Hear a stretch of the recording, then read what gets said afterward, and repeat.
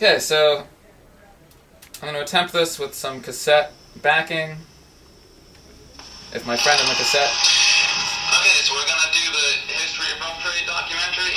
Yes, I'll attempt it. Okay, well, I'm ready when you are. I'll count you in. Give me a count. 1, 2, 3, 4. I thought Rough Trade would like a little movie to tell their history, just like 24-hour party people did for Factory.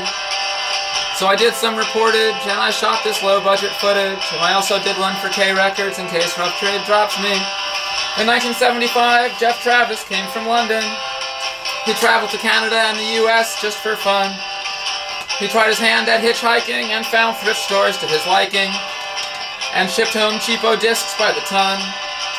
When he got back to London, this fellow began a record store near Portobello. He had seen a band he thought was lame, but he borrowed the band's name, and so the Rough Trade store bid the world hello. They sold lots of Jamaican reggae and garage rock and funk, and they thought mainstream music at the time really stunk. And the clientele grew, and before you knew, they were into this new stuff called punk. And the punk spirit said, distribute yourself, 'cause you're able. And Rough Trade also began their own record label. The first single was My Metal Urbane, I've Never Heard of Vain, and then Stiff Little Fingers expanded the stable.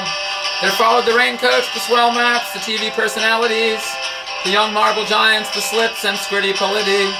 The Fall said they'd try it, so did Per Ubu and Robert Wyatt, and James Blood Ulmer, the Go-Betweens, and This Heat. And things went on well with other cool weird stuff like this. And then Travis signed these young dudes called the Smiths. And their success helped things expand, but then it all got out of hand, and the business wound up in the pits. But 10 years later, Rough Trade rose up from the ash, just like a phoenix, and signed the Strokes and made some cash. And now the back catalog is just a memory, and the record store is owned separately, but the legendary indie label is back at last.